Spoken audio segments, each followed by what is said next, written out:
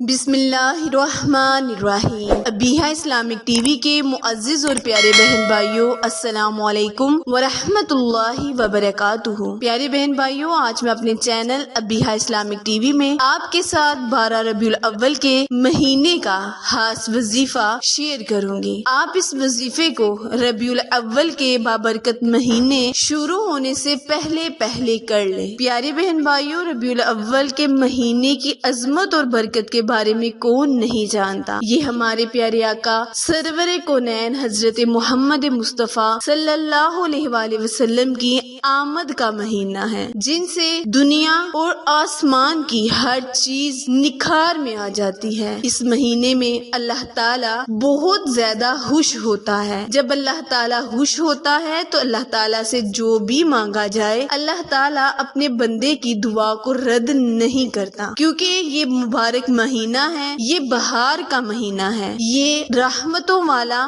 برکتوں والا مہینہ ہے۔ اس مہینے کی قدر کیجئے اور اس مہینے میں زیادہ سے زیادہ درود پاک کے نذرانے پیش کریں۔ آج کا وظیفہ خصوصاً درود ابراہیم کے حوالے سے وظیفہ اور عمل ہے۔ وظیفہ جانے سے پہلے میری ویڈیو کو اینڈ تک لازمی سنیں، اور جنہوں نے ابھی میرے channel Abiha Islamic T V کو سبسکرائب نہیں کیا، وہ جلدی سے میرے چینل کو سبسکرائب کریں اور ساتھ موجود گھنٹی کے بٹن کو دبائیں، تاکہ آل نوٹیفیکیشن سب سے پہلے آپ تک آسانی سے پہنچ جائے۔ پیارے بہن بھائیوں، کرنا آپ نے یہ ہے کہ آپ نے جب ربیع الاول کا مہینہ شروع ہونا ہے تو پہلے دن سے ہی درود ابراہیم کی کثرت کر لینی ہے، یعنی اٹھتے بیٹھتے چلتے پھرتے اس عمل کو یعنی درود ابراہیم کو اپنا معمول بنا لیں۔ پھر دیکھیں، جب آپ اللہ تعالیٰ سے دعا مانگیں گے تو انشاءاللہ اللہ تعالیٰ نے چاہا تو آپ کی کوئی بھی دعا رد نہیں ہوگی۔ یہ ایک آزمودہ صدیوں سے پرانا عمل ہے۔ درود ابراہیم سے مانگی کی جانے والی کوئی بھی دعا ضائع نہیں ہوتی، ہر دعا قبول ہوتی ہے۔ تو آپ نے اس عمل کو لازماً کرنا ہے اور زیادہ سے زیادہ اپنے دوستوں میں شیئر کرنا ہے، تاکہ جتنی بھی یہ ویڈیو پھیلے گی آپ کو اجر و ثواب بھی اتنا ہی ملے گا۔ اور صدقہ جاریہ سمجھ کر اس ویڈیو کو سبسکرائب کرنا مت بھولیں، کیونکہ آپ لوگوں کی سپورٹ ہماری کامیابی کا ذریعہ ہے۔ عمل دوبارہ ملاحظہ فرمائیں، پہلی ربیع الاول سے ہی آپ نے